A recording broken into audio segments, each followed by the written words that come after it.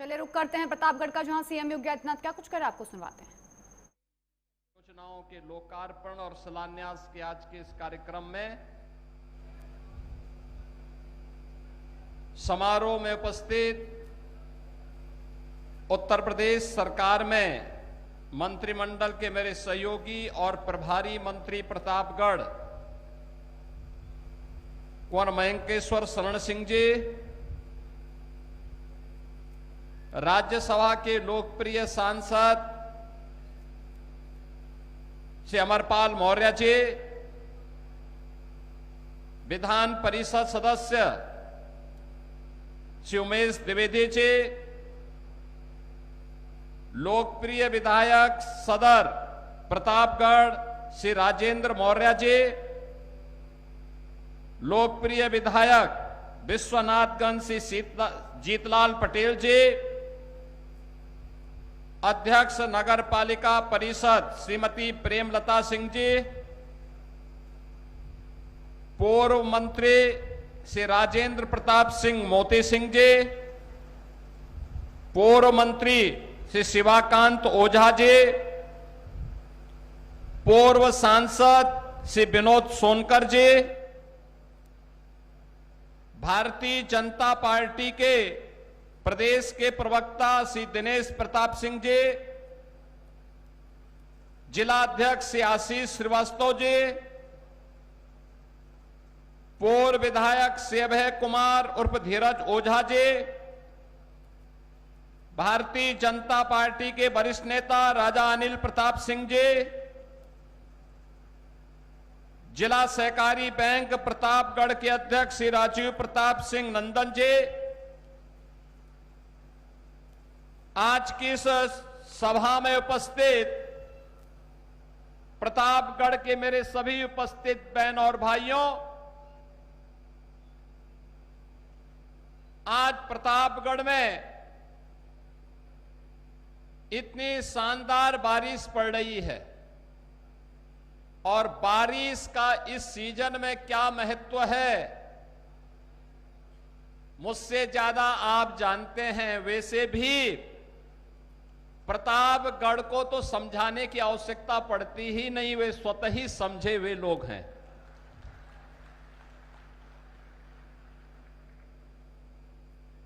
मैं प्रतापगढ़ की इस पावन धरा को, जो अत्यंत उर्वरा भूमि है,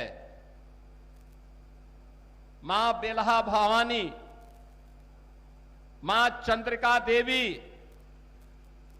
बाबा घुसमेश्वर नाथ, बाबा भयहरणनाथ और पूज्य संतों के सिरमौर जगतगुरु करपात्री जी महाराज की पावन जन्मभूमि, जगतगुरु स्वामी कृपालु जी महाराज की पावन जन्मभूमि के अलावा पौराणिक काल से लेकर के आधुनिक काल तक अपनी आध्यात्मिक समृद्ध आध्यात्मिक परंपरा के लिए जग विख्यात प्रतापगढ़ की इस पावन धरा को मैं कोटि कोटि नमन करता हूं। आप सभी का मैं हृदय से अभिनंदन करता हूं। बहन और भाइयों, इसका पौराणिक महत्व भी है, ऐतिहासिक महत्व भी है।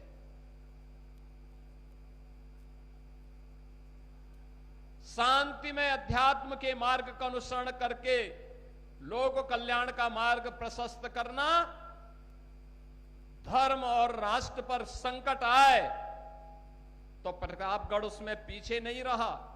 1857 का प्रथम स्वातंत्र समर इसी प्रतापगढ़ की धरती से बाबू गुलाब सिंह जी ने शंखनाद किया था। यहां के रणबांकुरों ने विदेशी हुकूमत की जड़ों को उखाड़ने का काम किया था और भारत की संविधान सभा के सदस्य के रूप में पंडित मुनीश्वर दत्त उपाध्याय जी ने, मध्य प्रदेश के पूर्व मुख्यमंत्री बाबूलाल गौर जी ने और सुप्रसिद्ध साहित्यकार हरिवंश राय बच्चन जी की भी ये भूमि है, पावन जन्म भूमि कही जाती है प्रतापगढ़। इतनी समृद्ध परंपरा के साथ जुड़ करके आज का हमारा प्रतापगढ़ आंवले की औषधीय मिठास को लेकर के दुनिया के अंदर अपनी आभा को बिखेर रही है। तो साथ ही साथ आपके द्वारा चुने गए हमारे विधायक श्री राजेंद्र मौर्य जी की रसमलाई की मिठाई भी हम सबको कभी कभी खाने का अवसर प्राप्त होता है। बहनों और भाइयों, समाज स्वावलंबन के पथ पर अग्रसर हो जाए तो इससे बढ़कर के बात दूसरी नहीं होती। और प्रतापगढ़ स्वावलंबन का उदाहरण है। हम लोगों ने वन डिस्ट्रिक्ट वन प्रोडक्ट 2018 में प्रारंभ किया, लेकिन प्रतापगढ़ ने अपनी प्रतिभा का परिचय पहले से दिया। और इसीलिए मैंने कहा ना कि लोग बाद में समझते हैं, प्रतापगढ़ पहले ही स्वतः समझ जाता है। प्रतापगढ़ ने आंवले को यहां के अन्नदाता किसानों ने, यहां के बागवानों ने, यहां के पूर्वजों ने आंवले का उत्पादन पहले ही करके ऐसा फल दिया जो अमृत फल होता है। यानी अमृत फल जो भी खाएगा, किसी भी उम्र का व्यक्ति होगा, कच्चा खाएगा, चटनी खाएगा, मुरब्बा खाएगा, या फिर उसका अचार खाएगा, या फिर उसके बनने वाले जो भी उत्पाद खाएगा, वो नुकसान नहीं करेगा। और यही तो प्रतापगढ़ की विशेषता है। और इसीलिए मुझे जब भी अवसर मिलता है, मैं प्रतापगढ़ आने का मुझे मौका मिलता है तो मैं जरूर आता हूं। और मुझे यहां की समृद्धि को देख करके अच्छा लगता है। आज मुझे इन 2 विधानसभाओं से जुड़ी हुई परियोजनाओं को लेकर के यहां आने का अवसर प्राप्त हुआ है।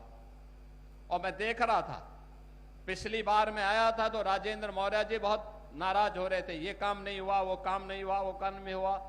हमने कहा भी देखो, ये सब काम होंगे, बस एक दिन आप अपनी रसमलाई खिला दीजिए, बाकी तो अपने आप सारी चीजें आगे बढ़ती जाएंगी।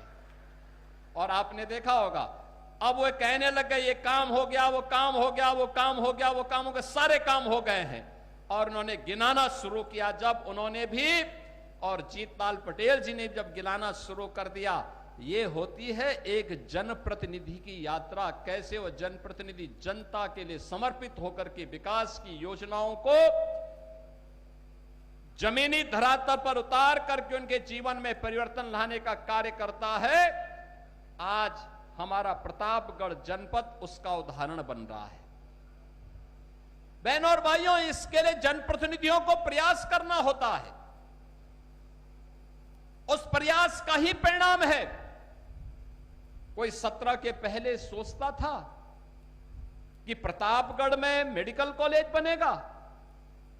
आज प्रतापगढ़ में यहां पर डॉक्टर सोनेलाल पटेल जी के नाम पर एक भव्य मेडिकल कॉलेज प्रतापगढ़ के पास। और आज हम लोग शिलान्यास कर रहे हैं नर्सिंग कॉलेज का भी। अब यहां की बेटियां नर्सिंग की पढ़ाई इसी मेडिकल कॉलेज में करेंगी और देश और दुनिया के अंदर नर्सिंग के क्षेत्र में अपनी सेवाओं के माध्यम से आरोग्यता के लक्ष्य को प्राप्त करने में अग्रसर होंगे। प्रतापगढ़ के अंदर होगा।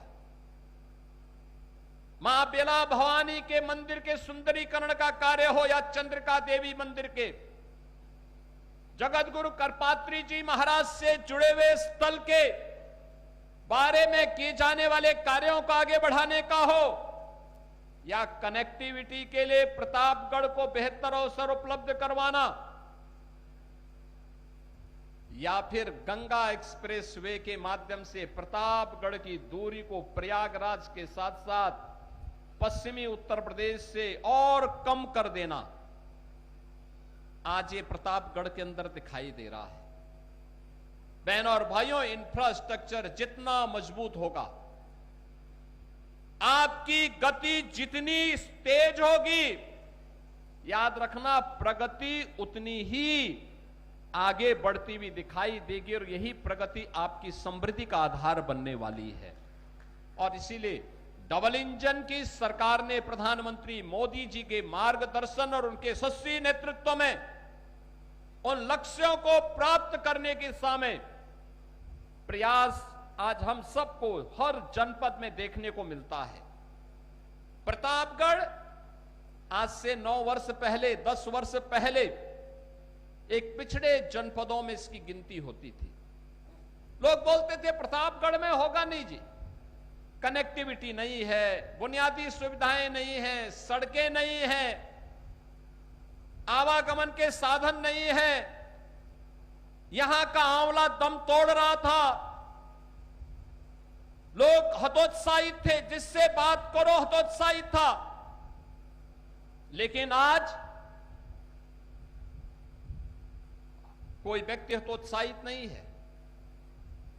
आज सरकार का प्रोत्साहन है तो उसके मन में उत्साह है, उज्जवल भविष्य की एक बेहतर आशा है।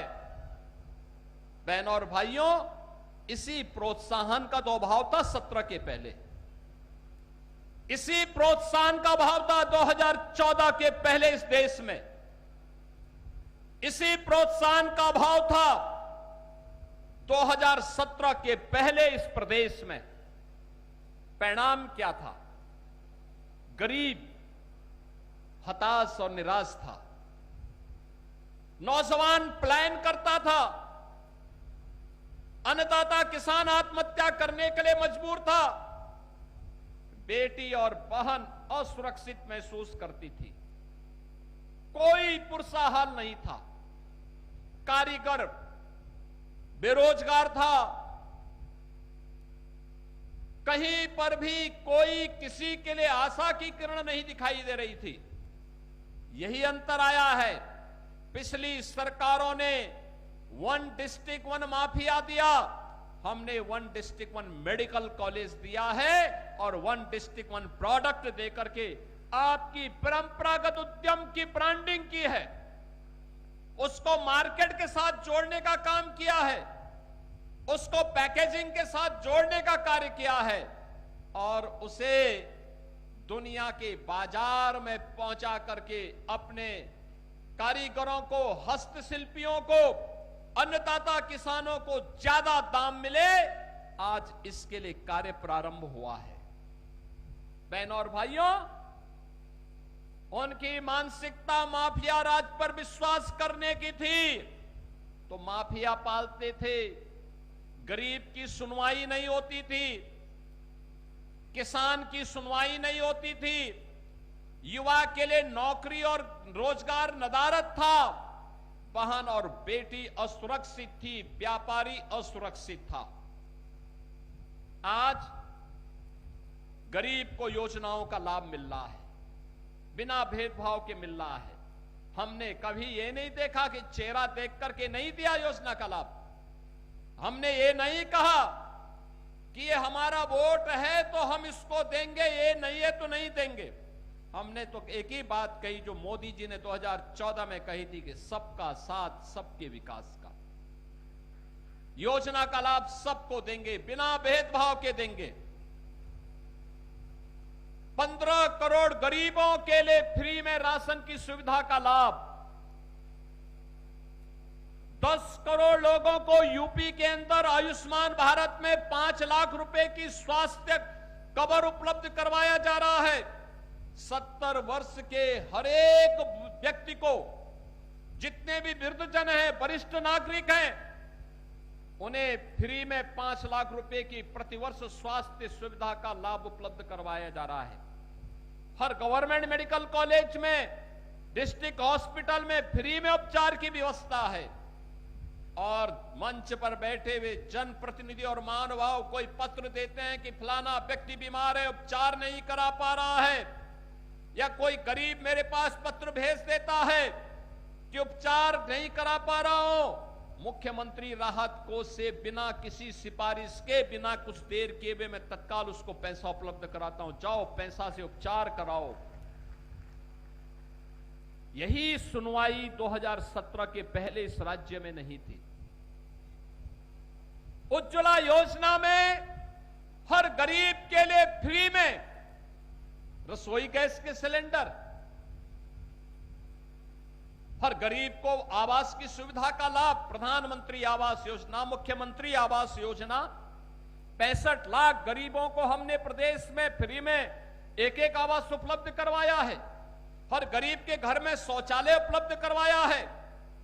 इस सुविधा का लाभ इसलिए जिससे गरीब का जीवन स्तर उठे, उसके जीवन में भी खुशहाली आए, उसके बच्चे भी सम्मानजनक ढंग से आगे बढ़ के इस प्रदेश की समृद्धि के माध्यम से भारत की प्रगति के मार्ग को प्रशस्त कर सके। इसलिए ये कार्यक्रम आगे बढ़ रहे हैं। नौजवान को नौकरी, आज मुझे अच्छा लगता है जब मैं नियुक्ति पत्र वितरित करता हूं तो प्रतापगढ़ के नौजवान को भी नियुक्ति पत्र प्राप्त होता है। 2017 के पहले एक सपना था।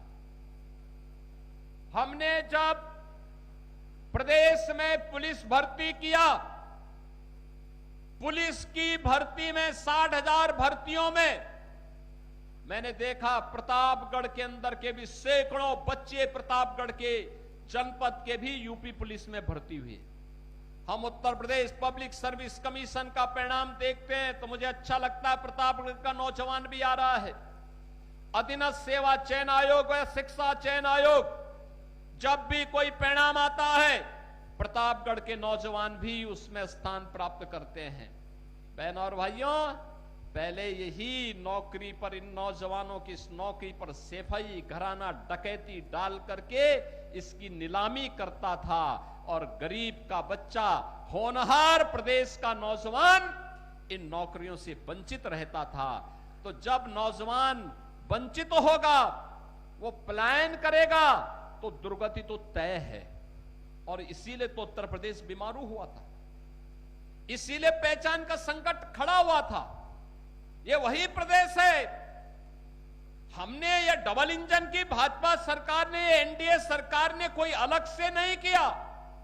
तंत्र वही, लोग वही, राज्य वही, केवल कार्य करने की स्टाइल बदली है, कार्य करने की स्टाइल। हर गरीब को उसका हक मिले, हर नौजवान का रोजगार पर अधिकार है, हर अन्नदाता किसान को शासन की योजना का लाभ मिले। आपने देखा होगा अन्नदाता किसान को प्रधानमंत्री फसल बीमा की योजना हो, प्रधानमंत्री कृषि सिंचाई की योजना हो, या फिर प्रधानमंत्री किसान सम्मान निधि, या निजी ट्यूबवेल को मुफ्त में बिजली की सुविधा उपलब्ध करवाने की व्यवस्था, ये उत्तर प्रदेश में भारतीय जनता पार्टी की डबल इंजन की सरकार ने किया है। अन्नदाता किसान खुशहाल हो, उसके लिए प्रोक्योरमेंट सेंटर खोलने की व्यवस्था, कॉमन सर्विस सेंटर के माध्यम से लोकल उत्पाद को पहचान दिलाने की व्यवस्था, ये डबल इंजन की सरकार कर रही है। भारतीय जनता पार्टी और एनडीए की सरकार कर रही है। बहनों और भाइयों, कारीगरों को सम्मान दिलाने का कार्य हो, हस्तशिल्पियों को योजना का लाभ देने का कार्य हो, जो नौजवान अपना रोजगार करना चाहता है उस नौजवान के लिए मुख्यमंत्री युवा उद्यमी स्कीम के अंतर्गत 5 लाख रुपए बिना ब्याज के, बिना गारंटी के उसको उपलब्ध करवाने का कार्य हो। मैं भी मंच पर उपलब्ध करा रहा था। क्या उत्साह था उन नौजवानों में, जिन बच्चों के अभिभावक नहीं रहे। मुख्यमंत्री बाल सेवा योजना के माध्यम से उन बच्चों को 4,000 रुपए हर महीना उपलब्ध करवाते हैं, हर प्रकार की सुविधा उपलब्ध करवाते हैं।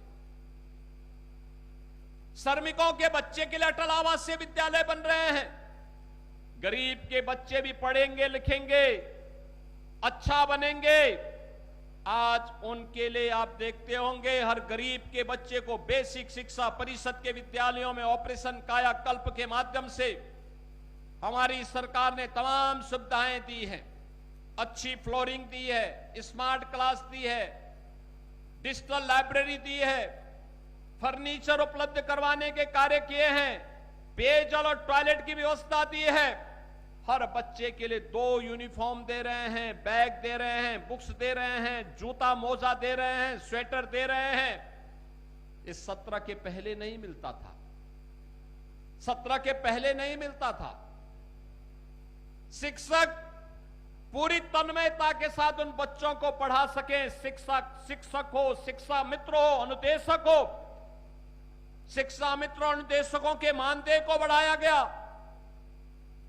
इन्हें 5 लाख रुपए की कैशलेस, हर वर्ष 5 लाख रुपए तक की कैशलेस स्वास्थ्य की सुविधा उपलब्ध करवाने का कार्य किया है और कल ही उसको हम लागू करने जा रहे हैं।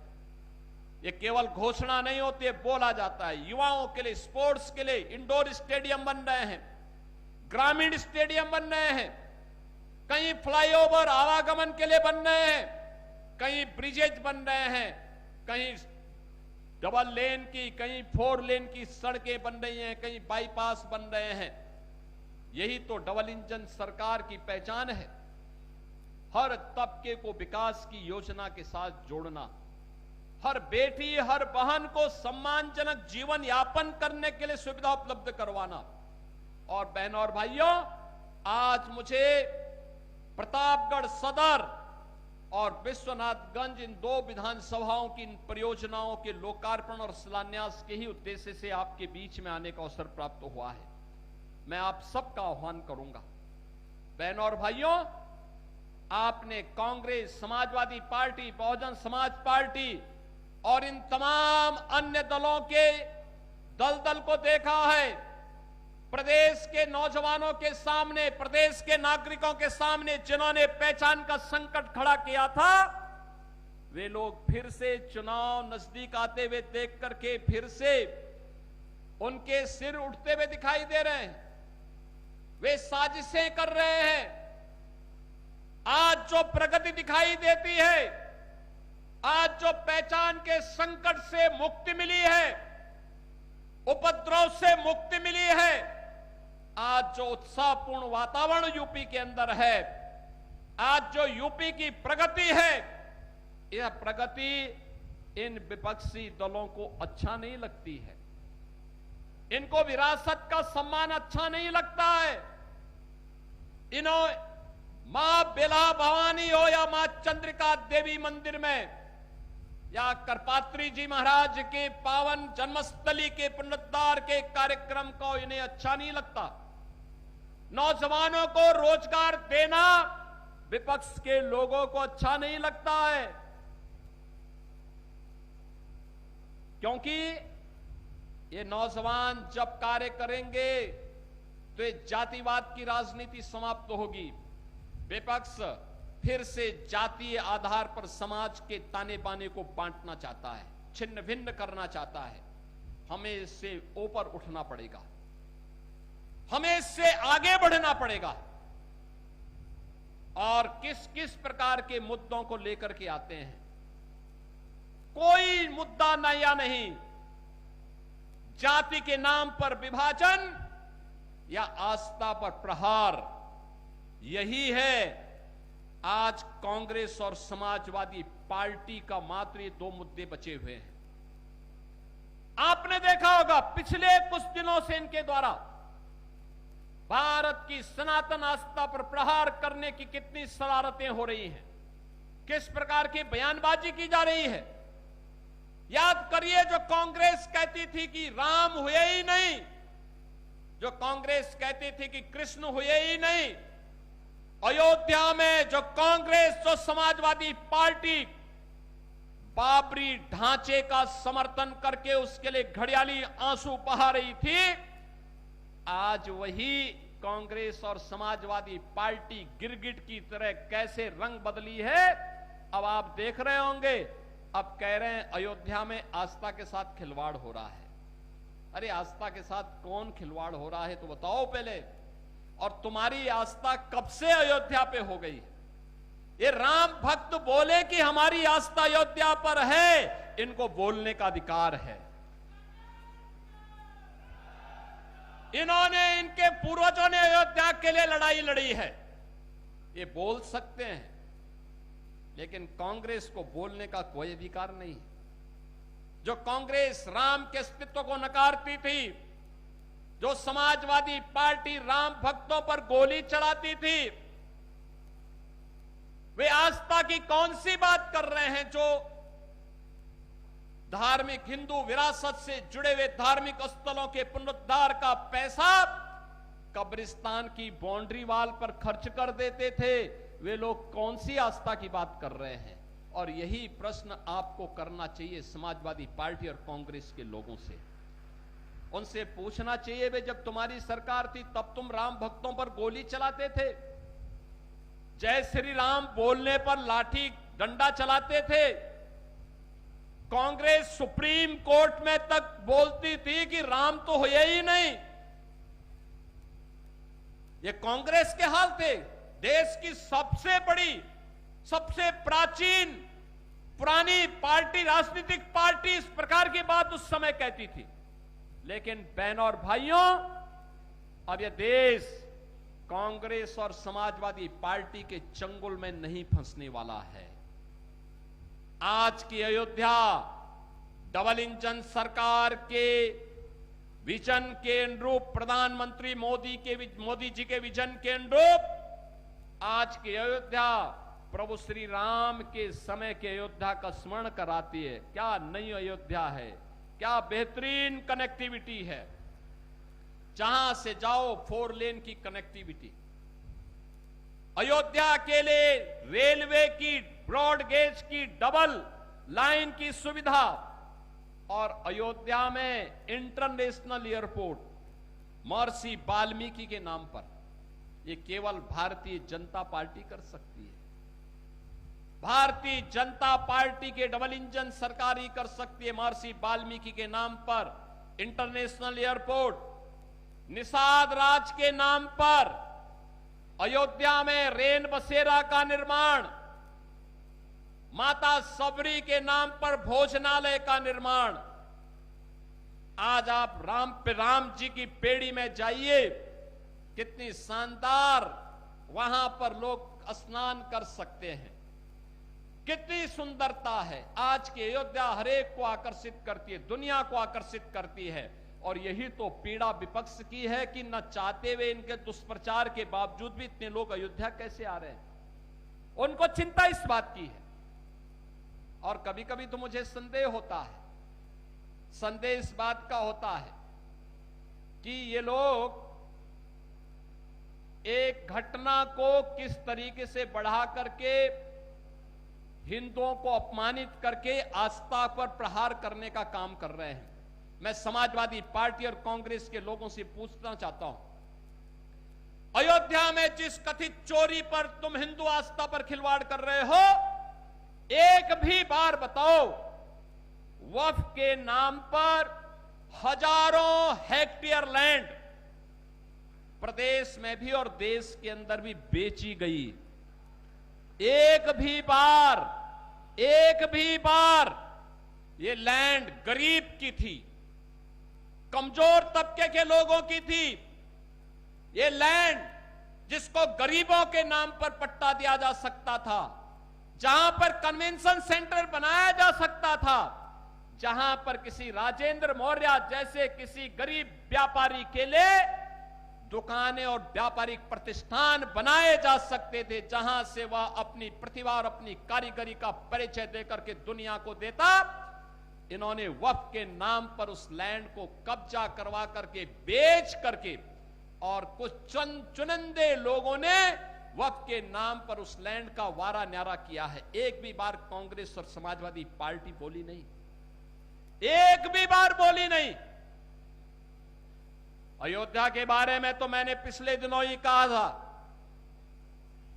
अयोध्या में श्री राम जन्मभूमि तीर्थ क्षेत्र न्यास ने उत्तर प्रदेश सरकार से एसआईटी के गठन की बात की थी, और मैंने कहा था एसआईटी दूध का दूध और पानी का पानी करके रहेगी। और बहनों और भाइयों, अयोध्या में एसआईटी ने जो जांच की, प्रारंभिक रिपोर्ट के आधार पर ट्रस्ट ने कार्रवाई करते हुए एफआईआर दर्ज कराई। एफआईआर के आधार पर जिनके खिलाफ साक्ष्य थे उसके आधार पर कार्रवाई भी हुई है। लेकिन मैं कहता हूं, वक्फ के नाम पर समाजवादी पार्टी और कांग्रेस के लोगों के मुंह पे फेविकोल क्यों लग जाता है? क्यों इनका मुंह बंद हो जाता है?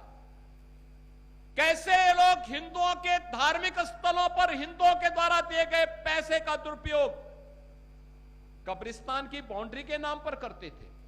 तब आस्था आहत नहीं हो रही थी। जब ये इलीगल स्लॉटर हाउसेज चलाते थे, गौ माता की हत्या करवाते थे, गौ माता को तस्करों के हाथों में बिछवाते थे, तब क्या हिंदुओं की आस्था आहत नहीं हो रही थी? जब अयोध्या में राम भक्तों पर गोली और लाठी चलाते थे, क्या तब हिंदुओं की आस्था आहत नहीं हो रही थी? जब इनके द्वारा भगवान राम और भगवान कृष्ण को काल्पनिक कहा जा रहा था, तब क्या हिंदुओं की आस्था आहत नहीं हो रही थी? मैं पूछना चाहता हूं समाजवादी पार्टी और कांग्रेस से, जब ये कावड़ यात्रा को प्रतिबंधित करते थे, क्या तब हिंदुओं की आस्था आहत नहीं हो रही थी? जब इनके द्वारा श्री कृष्ण जन्माष्टमी के आयोजन पर रोक लगाई जाती थी, दुर्गा पूजा के पंडालों को रोका जाता था, तब क्या हिंदुओं की आस्था आहत नहीं होती थी? जब किसी हिंदू पर्व और त्योहार के पहले दंगे और उपद्रव शुरू होते थे, तब क्या हिंदुओं की आस्था आहत नहीं होती थी? क्या इसका जवाब कांग्रेस और समाजवादी पार्टी के लोग देंगे? और यह प्रश्न हम में से हर जागरूक नागरिक को इनसे करना चाहिए। इन लोगों से प्रश्न पूछा जाना चाहिए, तुम्हें क्या अधिकार है? श्री राम जन्मभूमि ट्रस्ट कार्य कर रहा है और मंदिर की व्यवस्था का संचालन कर रहा है। उस ट्रस्ट के कार्य में किसी का हस्तक्षेप नहीं। ट्रस्ट जिस प्रकार के कार्यों को आगे बढ़ा रहा है, आज भगवान राम का भव्य मंदिर उस रूप में हम सबके सामने दिखाई दे रहा है। कितना भव्य मंदिर! इनकी पीड़ा तो ये थी कि जहां पे ये बाबरी गुलामी ढांचा, बाबरी का गुलामी ढांचा देखना चाहते थे, आज आप सबके पुरुषार्थ से वहां भगवान राम का दुनिया का सबसे बड़ा मंदिर खड़ा है। और यही तो पीड़ा समाजवादी पार्टी की। उनकी पीड़ा तो यह है, उनकी पीड़ा आस्था नहीं है।